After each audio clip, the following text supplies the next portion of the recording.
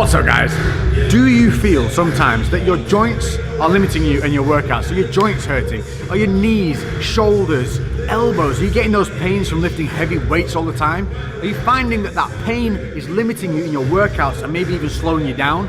Well, today I'm going to show you a trick that's going to help you keep building muscle, but help save those joints, help you recover, and help you grow in just 5 seconds. So what is this mystical training method that I'm talking about? It is known as time under tension training. This is going to involve eccentric loading, concentric loading, and isometric holds. But what it's not going to involve is you smashing your joints to pieces. This is not going to require heavy loads. It's going to require you to have a good mind to muscle connection, which is something we always want to build. And today I'm going to show you one exercise for every body part that you can put into your training routine to help you develop that muscle, but also give your joints that little bit of respite that they might need. You can put this into your normal routine, and obviously as you get better at this, maybe put 2 exercises into each routine, but for starting out, just one will do the job. Let's crack on.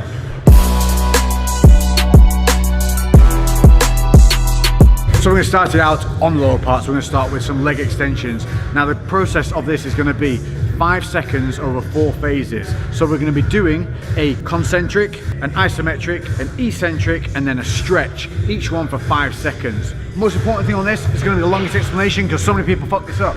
You want the pivot point in line with your knees. You want the back of your knees on the pad. If your knees are not on this pad and they're further forward and there's a gap here, you're going to put stress on the knees and bust them up. Bad times.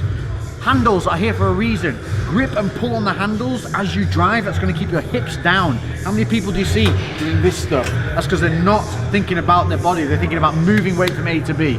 This method is going to make you think about mind to muscle, and it's going to make you think about contractions and help you connect and also find bad habits that you've got and help you fix them. So find a weight that you can do around 20 reps on. We're going to be doing 8 reps of the slow holds. Then we're going to finish with 12 normal reps. The 5-second phases, easy. We're going to come up for 5-second count. Feet parallel. 2, 3, 4, 5. At the top, point the toes. Squeeze the quads. Hold for 5, 4, 3, 2, 1. Bring the toes in. Start lowering down over 5, 4, 3, 2, 1. As it comes towards the base, don't let the stack touch. And hold that stretch there. Hold that load. 5, 4, 3, 2, 1. And we're going to repeat this 8 times, slow and steady each way. This is going to stop you kicking out and having those bad habits of just swinging the weight through. Once you've done all 8 of these and you get to the bottom, you get that final 5 count hold, then it's straight in, 12 reps, gripping those handles, keeping those feet parallel and toes up this time. If you want to, you can point the toes, but a little less control. You're getting those 12 reps, and you're going to really feel that burn, that blood right in the muscle. Once you hit that 12, down, rest. You're going to do 3 to 5 sets of this, and I promise you, you will feel nothing like it. You will have no joint pain, but maximum muscle activation. Next up, arms.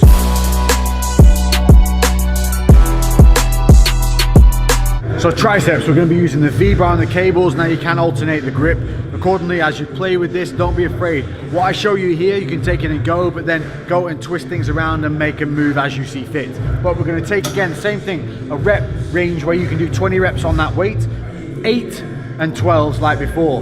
For this, pointers, shoulders back, rib cage down, hips slightly kicked back. What we're not doing is leaning over. From here, you're going to keep that scapula engaged. You're going to pull down with the elbows, and this is your start position. Start right, you'll finish right. From here, we're going to come down. 5, 4, 3, 2, 1. Squeeze, flex that tricep at the bottom. Look how my arm is at an angle. What I'm not doing is this. Arms at a slight angle, and I'm squeezing that tricep. I've got a little bit of flexion at the wrist. Then I come back up. 5, 4, 3, 2, 1, no elbow movement, no swinging back and forward, shoulders still in place. At the top now, I'm going to squeeze my biceps and help stretch that tricep. 5, 4, 3, 2, 1, before starting all over again. 8 reps like that, and then we're going to move straight in, 12 reps, strong, focusing, no swinging, squeezing that tricep at the bottom, squeezing that bicep at the top. Bam, bam, bam, bam. Biceps.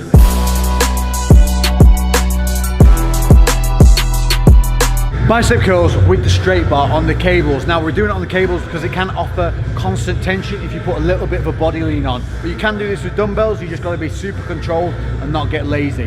What we're looking for on this, we're looking to keep our elbows tight and in a fixed position. What I'm not doing is letting my elbows swing back and forth. Again, my rib cage is down, my scapula is engaged, and I'm not pigeon necking. So tuck that chin in and keep that nice alignment. From here, we're going to come up over 5 seconds. 3, 4, 5. Squeeze at the top. 1, 2, 3, 4, 5. Not doing this. Keeping those shoulders down now, because this is the point where people want to do that hunch over and shoulder release. We're going to release out away from the body. 5, 4. Now the biceps under tension. 3, 2, 1. Get to that bottom. Keep an angle on the arm now. That's going to keep tension on the bicep. 5 seconds. 4, 3, 2, 1 before returning. Nice and slow. And look at the tension on the muscle. Veins popping. This is not heavy weight. If I was to just rep this all day, if you do it this way, you're creating overload with light weight. And like I said, once you've done those 8 reps, back in with those 12, keeping that form, no swinging, not letting the elbows kick back, elbows fixed, shoulders back, chest up, rib cage down, chin in, boom. Big biceps, 5 seconds.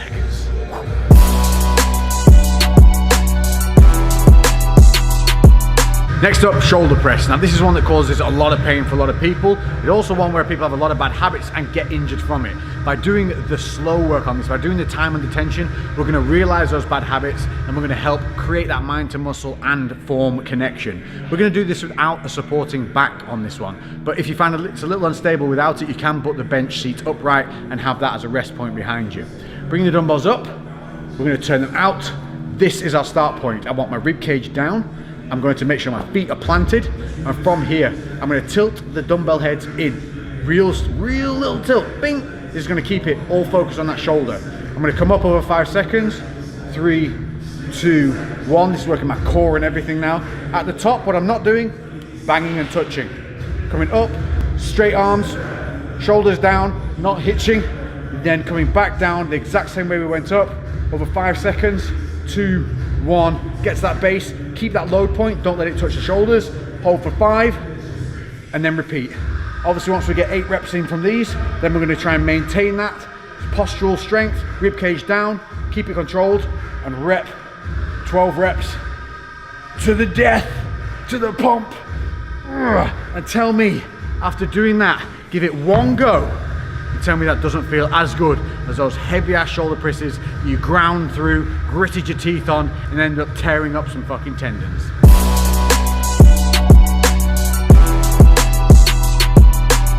So a bit of chest.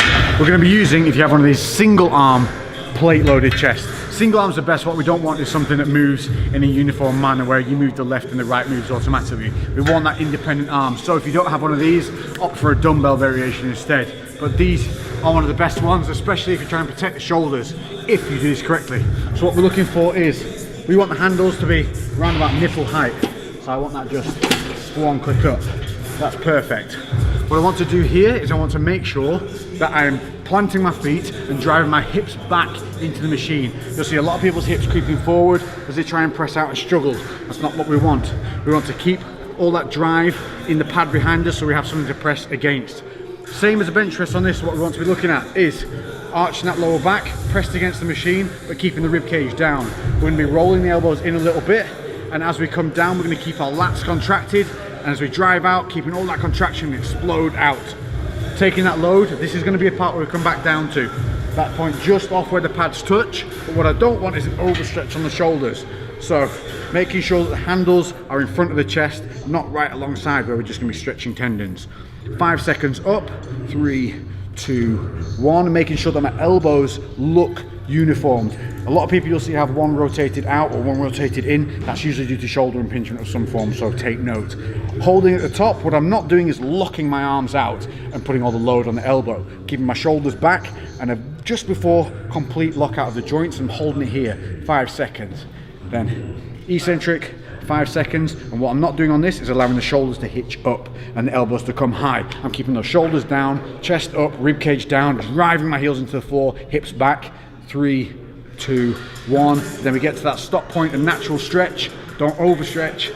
That's your hold point for the 5, and then repeat.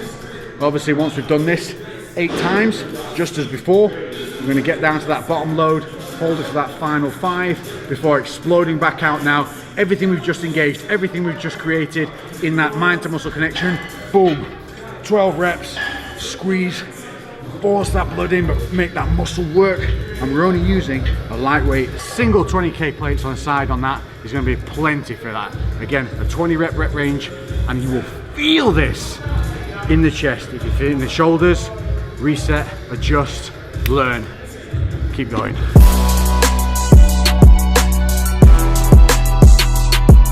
Back, and for this one we're going to be using the lat pull down. I love this machine, but it is one that people often have a big disconnect in their shoulder areas. They also don't have a lot of control with their rib cage and midsection. This is going to help fix all of that, plus keep a healthy scapula, because your scapula are going to be crucial here in controlling the shoulders. What we're looking for is not an overly wide grip. Grip to wherever is natural. If you're not over 6 foot, you don't need to be grabbing the edge of the bars. Just use your sense on where it feels good. We're going to grip just past the bend anyway. We're going to sit and make sure our knees are pinned underneath this pad. Your feet should be solid to the floor with a right angle up into the pad, and you shouldn't be able to move your legs underneath that pad. That's important because we're going to drive against it. From here, we're going to set shoulders back and down, rib cage down, chest up.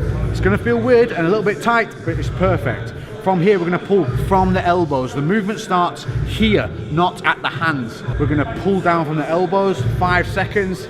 Get to that squeeze point is here, not here. Don't try and come overly low. Just to the top of the chest or wherever it feels natural for a squeeze. Drive your elbows and almost like you're trying to pin your lats under your armpit. Squeeze and don't let that rib cage pop up. Then release, 5, 4, 3, 2, 1. Keeping the shoulders down, and then hold 5 seconds at the top. Then it's just 8 reps of that repetition. 5 down, a 5 hold. Making sure the shoulders aren't rounding forward, chest up, rib cage down, pull it as close to the face as possible. 5 on that way back up, and then we're gonna rep those 12 reps again. But what we're not gonna do is start fucking swinging. No aping around. What we want, keep that chest nice and high, put the rib cage down, arching the lower back, and we're gonna pull through clean and rep. Thinking about those contraction points, and thinking about that controlled release. 12 reps, really feel that stretch, and you will feel that from here all the way down. If you're feeling it in your shoulders or anywhere else, you need to readjust that control of the shoulders, keep those scapula engaged. This is a fantastic movement, and it looks great when the camera's behind you, not in front of you. Sorry, mate. So Lex wanted a back shot, so there's the back shot.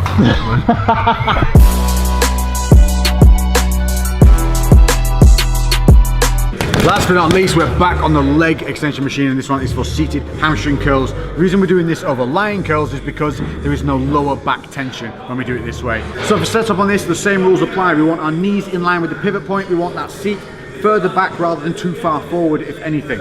We're going to grip on the handles. As we curl under, what we don't want is to allow, as soon as we pull, those hips to shoot forward. You'll see this all the time. People end up halfway down the seat here, because what they're doing is using their body weight to pull the weight through. We're going to keep our grip on the handles, and we're going to push our hips back.